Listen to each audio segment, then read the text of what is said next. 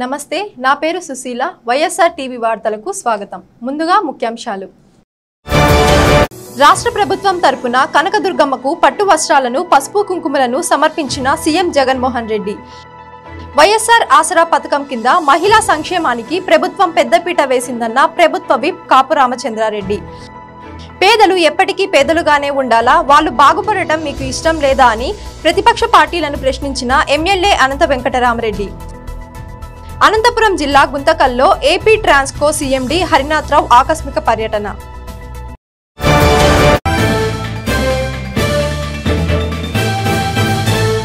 బెజవాడ కనకదుర్గమ్మను ముఖ్యమంత్రి వైఎస్ జగన్మోహన్ రెడ్డి దర్శించుకున్నారు.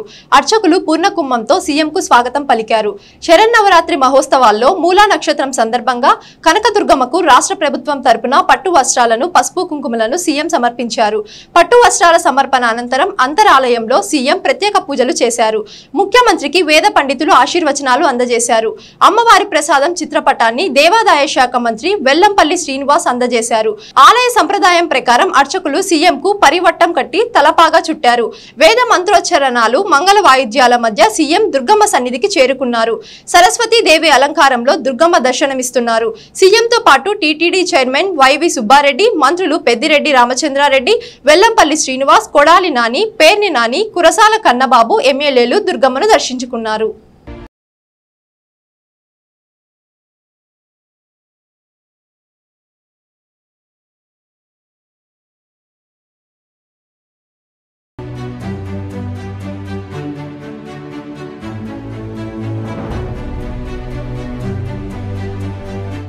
వైఎస్ఆర్ ఆసరా పథకం కింద మహిళా సంక్షేమానికి ప్రభుత్వం పెద్దపీట వేసిందని ప్రభుత్వ విప్ కాపు రామచంద్రారెడ్డి పేర్కొన్నారు.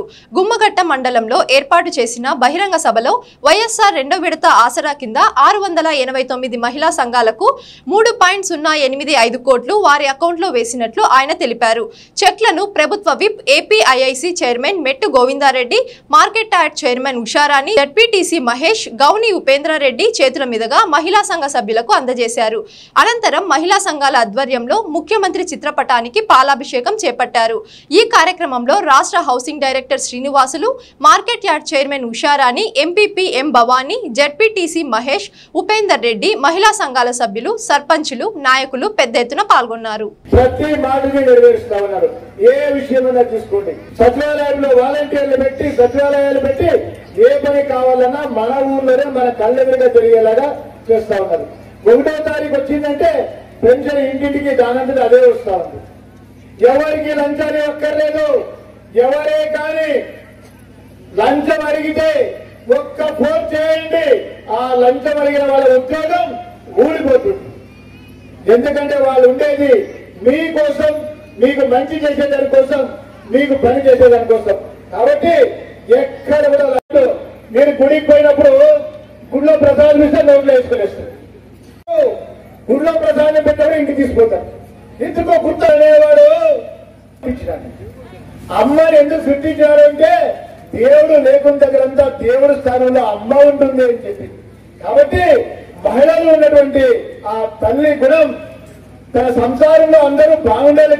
ఉన్న వడ్డీ డబ్బులు, అమ్మ వడ్డీ డబ్బులు, విద్యా దీవెన, వసతి దీవెన, అన్ని డబ్బులు కూడా అక్క చెల్లెమ్మలకు ఇస్తా ఉన్నారు. ఎందుకంటే వాళ్ళు జాగ్రత్తగా దాన్ని వాడుకుంటారు అని చెప్పేసి దీన్ని గుర్తుపెట్టుకోవాలా. ఇంకోటి, మనం ఎవరి కోసం వెళ్తా ఉన్నాం? పిల్లల కోసం. ఎంత కష్టం ఉన్నా కూడా మన కష్టం మన పిల్లలకు వస్తూ వాళ్ళు బాగుండేలా ఆడుకుంటారు. ఆటో తోలే అతని కొడుకు కూడా నా కొడుకు కలెక్టర్ కావాలని కోరుకున్నారు. తప్పు కాదు. ఉపాధి హామీ కూలికి పోయేవాళ్ళు కూడా తమ కొడుకు ఎస్ఐ కావాలని, కలెక్టర్ కావాలని, ఎస్పీ కావాలని కోరుకోకూడదా? అందరూ కూడా కోరుకుంటాం. మనకు తినడానికి లేకపోవచ్చు, మన పిల్లలు బాగుండాలా, వాళ్ళ భవిష్యత్తు బాగుండాలా, వాళ్ళ గొప్పవాళ్ళు కావాలని కోరుకుంటాం. కానీ గొప్పవాళ్ళు చేసేకి మనకు స్తోమత లేకపోవచ్చు. కానీ ఈరోజు జగనన్న గవర్నమెంట్ స్కూల్ అన్నింటినీ కూడా నాడు రెడ్డి కింద మొత్తం రిపేర్ చేస్తాం. నాకు ఆడపిల్లలు కట్టిస్తా ఉన్నారు. వాళ్ళకి శానిటరీ నాప్కిన్స్ కూడా ఇస్తాం. పేదలు ఎప్పటికీ పేదలుగానే ఉండాలా, వాళ్ళు బాగుపడడం మీకు ఇష్టం లేదా అని ప్రతిపక్ష పార్టీలను ఎమ్మెల్యే అనంత వెంకటరామరెడ్డి ప్రశ్నించారు. వైఎస్ఆర్ ఆసరా ఉత్సవాల్లో భాగంగా అనంతపురం వ్యవసాయ మార్కెట్ యార్డులో మహిళా సంఘాల సభ్యులకు MP Rangaiah, mayor Mohammed Waseem, market yard chairman Fayaz, deputy మేయర్లు వాసంతి సాహిత్య, కోగటం విజయభాస్కర్ రెడ్డి కార్పొరేటర్లతో కలిసి మెగా చెక్ పంపిణీ చేశారు. కేక్ కట్ చేసి సీఎం చిత్రపటానికి పాలాభిషేకం చేశారు. బడుగు బలహీన వర్గాల సంక్షేమమే లక్ష్యంగా ముఖ్యమంత్రి వైఎస్ జగన్మోహన్ రెడ్డి పథకాలు అమలు చేస్తున్నారని, నేరుగా నగదు బదిలీ చేస్తూ కుటుంబాలను అభివృద్ధి పదంలోకి తీసుకెళ్తున్నారని అన్నారు. కానీ చంద్రబాబుతో సహా బీజేపీ, జనసేన పార్టీలు విమర్శలు చేయడానికే పరిమితం అవుతున్నారని, రాష్ట్రం దివాలా తీస్తోందని గగ్గోలు పెడుతున్నారని, పేదలకు మంచి జరగడం మీకు ఇష్టం లేదా అని ఎమ్మెల్యే ప్రశ్నించారు. దేశంలో ఎక్కడా లేని విధంగా మహిళలకు సీఎం పెద్దపీట వేస్తున్నారని, మహిళా సంఘాల రుణాలను 4 విడతల్లో చెల్లిస్తున్నాం అన్నారు. అమ్మఒడి కింద ఏటా 15,000 రూపాయలు అందిస్తున్నాం. చేయుత కింద ఏటా 18,750 రూపాయలు ఇస్తున్నాం. ఈ పథకాలన్నీ మహిళల పేరుతోనే ఇస్తున్నాం. సీఎం మహిళా పక్షపాతి. స్వాతంత్రం వచ్చి 75 ఏళ్లు అవుతున్నా మహిళలకు సమాన హక్కులు ఎవరు కల్పించలేదు. కానీ ముఖ్యమంత్రి మహిళలకు అత్యధిక ప్రాధాన్యత ఇస్తున్నారు. రాష్ట్రంలో జగన్ సీఎంగా ఉన్నంత వరకు ఏ సంక్షేమ కార్యక్రమం ఆగదని, కుట్రలు కుతంత్రాలు చేసే పార్టీలకు బుద్ధి చెప్పాలని అన్నారు. అవసరమైతే రోడ్ల మీదకు వచ్చి రాష్ట్రం నుంచి వారిని తరిమి కొట్టాలన్నారు. అనంతపురం నగరాన్ని అభివృద్ధి పథంలో తీసుకెళ్లడానికి ప్రజల సహకారం అవసరమని ఎమ్మెల్యే తెలిపారు. రెండో విడత ఆసరా కార్యక్రమంలో రాష్ట్రానికంతా కలిసి 6,400 కోట్ల రూపాయలు వస్తే ఈ జిల్లాకు 544 కోట్ల రూపాయలు కూడా రావడం జరిగింది. అనంతపురం పట్టణానికే 20,28 లక్షల రూపాయలు కూడా రావడం జరిగింది. కానీ ఊహించలేదు. మహిళా సంఘ సభ్యురాలతో కూడా వాళ్ళతో కూడా కాన్వర్జేషన్ లేకపోతే మేమే ఊహించలేదు. ఇంత పెద్ద ఎత్తున చెప్పిన మాట ప్రకారం కూడా ఇచ్చే ముఖ్యమంత్రి మేము ఇతన్నే చూస్తున్నాం, రాజశేఖర్ గారి తర్వాత ఇతన్నే చూస్తున్నాం అని కూడా ఈరోజు సంతోషం వ్యక్తపరుస్తున్నారు. వారంతా ఒకటే బాధపడుతున్నారు. రాష్ట్రంలో కూడా జగన్మోహన్ రెడ్డి గారు ఎప్పుడూ లేని విధంగా కూడా ఈ రాష్ట్రంలో ప్రతి పేదవానికి కూడా పేదరాలికి ఒక ఇల్లు, సొంత ఇల్లు అని చెప్పి ఆ ఇంటిని సాకారం చేయాలని చెప్పి ఈరోజు కూడా ఆ ప్రయత్నాలు చేసి ఇళ్ళ పట్టాలు ఇస్తే ఈరోజు తెలుగుదేశం పార్టీ కుట్రలు కుతంత్రాలకు కూడా నిలయంగా మార్చుకున్న తెలుగుదేశం పార్టీ ఆ అధినేత, తెలుగుదేశం అధినేత చంద్రబాబు నాయుడు గారు కోర్టుకు పోయి ఈరోజు ఇల్లు అనేది కూడా కట్టుకోకుండా కూడా ఇంకో స్టే తీసుకొని రావడం కూడా జరిగింది. ఇది చాలా దుర్మార్గమైన చర్య. ఈరోజు ప్రజాస్వామ్య దేశంలో ఇటువంటికి ఎప్పుడూ కానీ తావులేదు. అసలు ఇటువంటి ప్రజలకు సంబంధించినది ఏ ప్రభుత్వం అధికారంలో ఉన్నా, ఏ పార్టీ అధికారంలో ఉన్నా కూడా ప్రజలకు ఏదైనా కానీ సాయం చేస్తే, ప్రభుత్వాలు చేస్తే ఎప్పుడు కానీ ఏ రాజకీయ పార్టీ కానీ, ఏ రాజకీయ నాయకుడు కానీ, రాజకీయ కార్యకర్త కూడా ఎప్పుడు కానీ అడ్డం అనేది కూడా చెప్పలేదు. మొట్టమొదటిగా స్వాతంత్రం వచ్చినప్పటి నుంచి మొట్టమొదటిగా ఈ మాజీ ముఖ్యమంత్రి చంద్రబాబు నాయుడు గారికి, ఆ పార్టీకి మాత్రమే దక్కిందేదంతా కూడా వారి యొక్క దుర్నీతిని ఎక్కడ చూసినా కూడా ప్రజలనేది కూడా ఎండగడతారు. వీరికి ఏది ఇచ్చినా కూడా ఇల్లు ఇస్తామంటే అడ్డం పడతారు. ఒక ఇంగ్లీష్ మీడియం అంటే కోర్టుకు పోతారు. ఇంగ్లీష్ మీడియం కాదు, తెలుగు మీడియం కావాలంటారు. వారి పిల్లలనేమో ఇంగ్లీష్ మీడియంలోనే చదివించుకుంటూ ఉంటారు. పోతే పోనీ ఇదంతా కూడా చేసిన అప్పుడు చేసి ఈ రాష్ట్రాన్ని కూడా పేదరికంలో ప్రజలకు కూడా ఈ కోవిడ్ లాంటి విపత్కర పరిస్థితుల్లో ఏ రాష్ట్రము కూడా చేయని విధంగా, ఏ రాష్ట్ర ప్రభుత్వం చేయని విధంగా మేము అనేక రకాల కూడా మేమంతా కూడా ఇతోధికంగా కూడా సహాయ కార్యక్రమాలు అన్నీ కూడా చేస్తూ ఉంటే దానికి కోర్టుకు పోతారు. తర్వాత రాష్ట్రం దివాలా తీస్తుందంటారు. అంటే ఈ రాష్ట్రం అనేది కూడా పేదరికంలో ఉండేవారికి, ముఖ్యంగా కోవిడ్ లాంటి ఉండే వరకు సంక్షేమ కార్యక్రమాలు ఇస్తే అంటే వారందరూ కూడా పస్తుంటే వీరికి సంతోషమా? వారందరికీ కూడా ఈరోజు వారు కడుపు నింపుతూ ఉంటే, కష్టకాలంలో కూడా కడుపు నింపుతూ ఉంటే, నేనున్నానని చెప్పి ఒక ధైర్యం ఇస్తూ ఉంటే, తర్వాత ఎక్కడ కానీ ఈ రాష్ట్రం నుంచి కానీ మరీ ముఖ్యంగా వెనుకబడిన జిల్లా నుంచి వలసలు పోకోకుండా, తర్వాత ఆత్మహత్యలు చేసుకోకుండా అనేకమైన సంక్షేమ కార్యక్రమాలు ఆర్థికంగా ప్రతి కుటుంబాన్ని కూడా ఆదుకుంటుంటే ఒక సైంధవుల్లా చంద్రబాబు నాయుడు గారు అడ్డం పడుతున్నారు. ఇటువంటి ఆస్కారాన్ని కూడా కోర్టు కూడా ఒక తీరు పునరాలించుకోవాల్సిన అవసరం కూడా ఈరోజు కూడా ఉంది. ఎక్కడ చూసినా కూడా చేయడం కానీ అప్పులతో మీరు చేసిన 1,00,000 కోట్లు కాకుండా 42,000 కోట్ల రూపాయలు కూడా బకాయిలు కూడా ఇచ్చి మీరు తీర్చమని చెప్పింది వాస్తవం కాదా అని చెప్పి నేను అడుగుతున్నాను. కాబట్టి తప్పకుండా కూడా బుద్ధి చెప్తారు ప్రజలు. ఈ రాష్ట్రంలో ప్రతి సంక్షేమ కార్యక్రమం ఎన్నికల సమయంలో ముందు ఏవైతే మాట చెప్పామో అన్నీ కూడా అమలు పరిచి తీరుతాం. ఈ రాష్ట్రాన్ని అభివృద్ధి వైపు కూడా తీసుకొని పోయి ఈ దేశంలోనే ఒక అగ్రగామి రాష్ట్రంగా అభివృద్ధి చెందిన రాష్ట్రంగా కూడా తీర్చిదిద్దడంలో జగన్మోహన్ రెడ్డి నాయకత్వంలో ప్రభుత్వం కృషి చేస్తుందని చెప్పేసి కుటుంబ స్థాయిలో ముఖ్యంగా మహిళలకి వివిధ పథకాల ద్వారా కోట్లాది రూపాయలు చేరిన సందర్భం కనిపిస్తుంది. ఈరోజు నగరపాలక సంస్థలో మెప్మా ఆధ్వర్యంలో 2వ విడత ఆసరా సందర్భంగా పంపిణీ సందర్భంగా ఈ కార్యక్రమాన్ని ఏర్పాటు చేశారు. దాదాపు 100 కోట్ల రూపాయలు నగరపాలక సంస్థలో వివిధ పథకాల ద్వారా లబ్ధి చేకూరింది. మహిళలందరూ కూడా ప్రభుత్వం ఇస్తున్న పథకాలని ఆసరాగా తీసుకొని వాళ్ళ ఆర్థిక తోడ్పాటుకి చేయుతగా కుటుంబ స్థాయి ఆదాయాలను పెంచుకోవాలని, మరింతగా ఆర్థిక స్వావలంబనం సాధించాలని మహిళా సంఘాల అందరినీ కోరుతున్నాను. ప్రభుత్వానికి కృతజ్ఞతలు కూడా తెలియజేస్తున్నాను. అనంతపురం జిల్లా గుంతకల్లో ఏపీ ట్రాన్స్కో సీఎండీ హరినాథ్ రావు ఆకస్మికంగా పర్యటించారు. ఆయన మీడియాతో మాట్లాడుతూ రాష్ట్రంలో 2000 మెగావాట్ల విద్యుత్ అవసరం ఉండగా 1000 మెగావాట్ల విద్యుత్ అధిక ధరకు కొనుగోలు చేస్తున్నామని అన్నారు. ప్రతిరోజు సాయంత్రం 6 నుండి 10 వరకు విద్యుత్ వినియోగం ఎక్కువగా ఉండడంతో 1 యూనిట్కు 20 రూపాయలు వెచ్చించి కొనుగోలు చేస్తున్నామని, దీనివల్ల రోజు 55 కోట్ల నుండి 70 కోట్ల అదనపు భారం పడుతోందన్నారు. ఇప్పటికే సోలార్, విండ్ పవర్ ఉత్పత్తి ఈ నెలలో తక్కువగా ఉండడం, బొగ్గు కొరత వల్ల కావలసిన విద్యుత్ ఉత్పత్తి జరగడం లేదని అన్నారు. వీలైనంత వరకు పారిశ్రామిక వర్గాలు ప్రైమ్ టైంలో విద్యుత్ పొదుపుగా వాడుకోవాలని విజ్ఞప్తి చేశారు. ఇప్పటికే పలు రాష్ట్రాలలో విద్యుత్ కొరత ఉందని, ప్రస్తుతానికి విద్యుత్ కోతపై ఎలాంటి నిర్ణయం తీసుకోలేదని 3 రోజుల్లో నిర్ణయం తీసుకుంటామని వెల్లడించారు. ఈరోజు రాష్ట్రంలో కానీ డిస్కాంలో కానీ విద్యుత్ సరఫరా పరిస్థితి ఎలా ఉందో అందరికీ తెలిసిందే. గత 4-5 రోజుల నుంచి కొంత ఈ బొగ్గు కొరత వల్ల కొద్దిగా ఉత్పత్తి తగ్గి ఆ ఉత్పత్తి తగ్గడం అనివార్యం అవడంతో ఎక్స్చేంజ్ నుంచి కొనుగోలు జరుగుతోంది. ఎక్స్చేంజ్ నుంచి ముఖ్యంగా 4వ తేదీ నుంచి ఎక్స్చేంజ్లో కూడా సాయంత్రం 6 నుంచి 10 దాకా విపరీతంగా రేట్లు పెరిగాయి. 20 రూపాయల దాకా మేము యూనిట్కు వెచ్చించాల్సి వస్తుంది.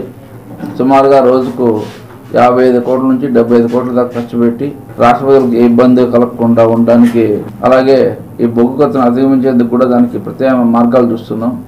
అయినా కూడా ఇప్పుడు ఈ అక్టోబర్లో మనకు ఒక సైడ్ మార్నింగ్ సోలార్ తగ్గిపోయి, అలాగే ఆగస్ట్ తర్వాత విండ్ తగ్గిపోయింది. దీనివల్ల కొంత మొదటిసారిగా కొద్ది సమస్య జటిలంగా ఉంది.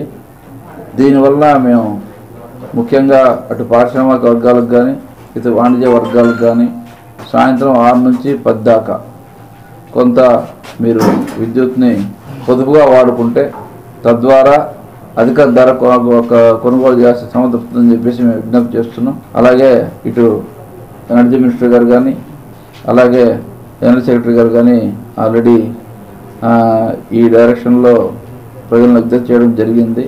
ముఖ్యంగా సాయంత్రం 6 నుంచి 10 దాకా 2000 మెగావాట్ల కొరత వస్తుంది. ఈ 2000 మెగావాట్ల కొరతను అధిగమించడానికి ఒక 1000 మెగావాట్ల వరకు మేము ఖచ్చితంగా ఎక్స్చేంజ్ నుంచి కొనుగోలు చేస్తున్నాం. దానికి సుమారుగా రోజుకి 8 కోట్ల రూపాయలు ఖర్చు పెట్టాల్సి వస్తుంది. ఒక 4 అవర్స్ స్పెల్ కోసమే 8 MUకి, అంటే ఒక 8 కోట్ల యూనిట్లు కొంటున్నాం. ఇంకో 8 కోట్ల యూనిట్లు కొంత సేవింగ్ చేసుకుంటే బెటర్ అన్నట్టుగా ఆలోచిస్తున్నాం. ఒక 2-3 రోజుల్లో దీని మీద ఒక డెసిషన్ తీసుకోవడం అనేది జరుగుతుంది. పవర్ కట్స్ అనేది ఉండకపోవచ్చు అనుకుంటున్నాం. అందుకే ఇంకా అఫిషియల్గా పవర్ కట్ ఎక్కడ అనౌన్స్ చేయలేదు. ఈ మన రాష్ట్రమే కాదు, చాలా రాష్ట్రాల్లో ఆల్రెడీ కొన్ని పవర్ కట్స్ ఉన్నా కూడా ఎవరు అనౌన్స్ చేయలేదు. తాత్కాలికంగా కూడా ఎందుకు రెగ్యులర్ చేసుకుందాం ఉద్దేశంతో ఉన్నాము. మేము 2-3 రోజుల్లో రాష్ట్ర ప్రభుత్వంతో చర్చించి నిర్ణయించుకుంది. కరోనా ఎఫెక్ట్ అంటే లోడ్ పెరిగింది. ఇప్పుడు మనం ఇంతకుముందు వరకు తగ్గింది. ఇప్పుడు కరోనా ఎఫెక్ట్ తగ్గిపోయి వాణిజ్యపరంగా కానీ పారిశ్రామిక పరంగానే వినియోగం పెరిగింది. అగ్రికల్చర్ కూడా మీకు తెలిసింది. ఇప్పటి నుంచి మనకు జనవరి దాకా హార్వెస్టింగ్ సీజన్ వరకు, జనవరి వరకు మనకు సీజన్ అయింది. అందువల్ల ఇటు అగ్రికల్చర్ కనెక్షన్ ఏం తగ్గలేదు. బట్ ఏంటంటే సోలార్ ఈ విండ్స్ రావడం వల్ల కొద్దిగా మబ్బులు వేయడం వల్ల సోలార్ తగ్గిపోద్ది. పగలు విండ్ ఆల్రెడీ తగ్గిపోయింది. మనకు ఆగస్ట్ సెప్టెంబర్ దాకానే విండ్ వచ్చేది. మనకు 3-4 నెలలు ఉంటుంది విండ్, తర్వాత విండ్ తగ్గిపోద్ది. అందువల్ల we're looking for alternatives. Mantralayam నియోజకవర్గం పెద్ద కడుబూరు మండలంలో వైఎస్ఆర్ ఆసరా మెగా చెక్కులను ఎమ్మెల్యే బాలనాగిరెడ్డి పంపిణీ చేశారు. ఈ సందర్భంగా ఎమ్మెల్యే మాట్లాడుతూ చంద్రబాబు ప్రభుత్వంలో పసుపు కుంకుమ సున్నా వడ్డీ మహిళలకు పెద్దపీట వేశామని బడాయి మాటలు చెప్పి కాలం వెళ్లబుచ్చారే తప్ప మహిళలకు జరిగిందేమీ లేదని అన్నారు. ముఖ్యమంత్రి జగన్మోహన్ రెడ్డి ఆడపడుచుల ముఖంలో చిరునవ్వు చూడాలనే ఉద్దేశంతో వారు ఆర్థికంగా అభివృద్ధి చెందాలని నవరత్నాల ద్వారా ప్రతి పథకం వారికే అందేటట్లు చూస్తున్నారని అన్నారు. అలాగే వైఎస్ఆర్ క్రాంతి పథకం కింద మండలానికి 2 ట్రాక్టర్లు 2 రూటర్ వేర్లు మంజూరైనట్లు తెలిపారు.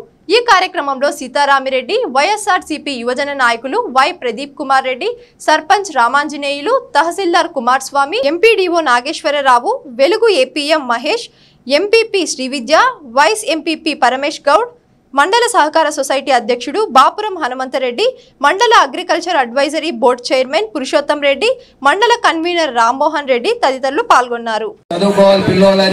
ఇంగ్లీష్ మీడియం కూడా పెట్టడం జరిగింది. అంటే ఆయన ఎన్ని ఆలోచనలు చేస్తున్నాడు మీకోసం చూడండి. ఆయన కరోనాలో కూడా ఇబ్బంది పడకుండా చేస్తున్నాడు. ఆయన్ని 18 ఏళ్ళు జైల్లో పెట్టా కూడా పులిలాగే జైల్లో ఉన్న పులే బయట వచ్చిన పులే నీ సభ ఎవరికి భయపడలేదు. నీ జైల్లో ఉన్నా కదా నాకెక్కడంటే ఆయన ఒకటే చెప్పాడు, నా తండ్రి గారు నాకు పెద్ద కుటుంబం ఇచ్చిపోయాడు, నా రాష్ట్రంలో నా పెద్ద కుటుంబం నాకందరిని ఇచ్చిపోయాడు మా అని చెప్పడము పౌరాల గుట్టలో ఆయన చెప్పింది ప్రతి ఒక్కరికి గుర్తుంది. ఎందుకంటే నాకు ఇంతమంది పెద్ద కుటుంబం ఇచ్చినాక నేను ఎవరికి భయపడాల్సిన పని లేదు.